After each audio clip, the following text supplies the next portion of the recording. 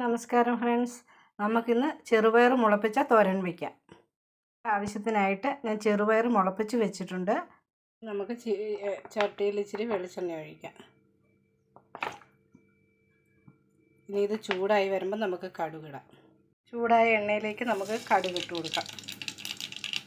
ഉള്ളി ചെറുതായിട്ട് അരിഞ്ഞിട്ട് കൊടുക്കാം.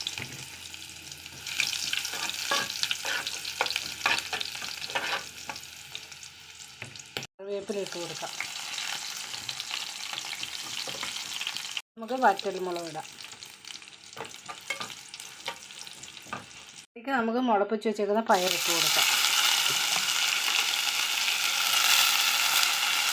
ഇട്ട് കൊടുക്കാം.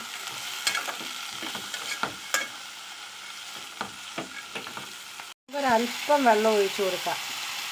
ഇത് വേവാൻ വേണ്ടി, പയറൊന്ന് വേവാൻ വേണ്ടി അല്പം വെള്ളം ഒഴിച്ച് കൊടുക്കാം. ഇതൊന്ന് അടച്ചു കൊടുക്കാം. ഇത് ആവിക്കിരുന്ന് വേവട്ടെ. വേവുന്ന സമയത്തിന് നമുക്ക് അരച്ച് കൊടുക്കാം. അതിനായിട്ട് വേണ്ടുന്നത് തേങ്ങ വേണം. ഒരല്പം മുളക് പൊടി ഞാൻ കളറിന് വേണ്ടി, മഞ്ഞ കളറിൽ ഇരിക്കാതിരിക്കാൻ വേണ്ടി എടുത്തതാണ്. പിന്നെ ആവശ്യത്തിന് മഞ്ഞൾപ്പൊടി, 2 ചെറിയ ഉണ്ടമുളക്, ഇത് നല്ല എരിയുള്ളതാണ്. പിന്നെ വെളുത്തുള്ളി, ജീരകം, ഇത് നമുക്കൊന്ന് മിക്സിയിൽ ചതച്ചെടുക്കാം. അങ്ങനെ അരപ്പ് റെഡി ആയിട്ടുണ്ട്. നമുക്ക് പാകത്തിന് ഉപ്പിട്ട് കൊടുക്കാം. നമുക്ക് ഈ അരപ്പ് ഇട്ട് കൊടുക്കാം. ഒന്ന് ഇളക്കി കൊടുക്കാം. ഇനി ഇതൊന്ന് അടച്ച് വയ്ക്കാം. ചെറുപയർ തോരൻ എന്തായാലും നമുക്കൊന്ന് നോക്കാം.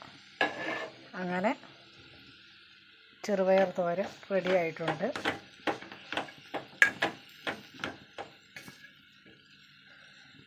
ചെറുപയർ മുളപ്പിച്ച് തോരൻ വയ്ക്കുന്നതിന് ഒരുപാട് ഗുണങ്ങളാണുള്ളത്.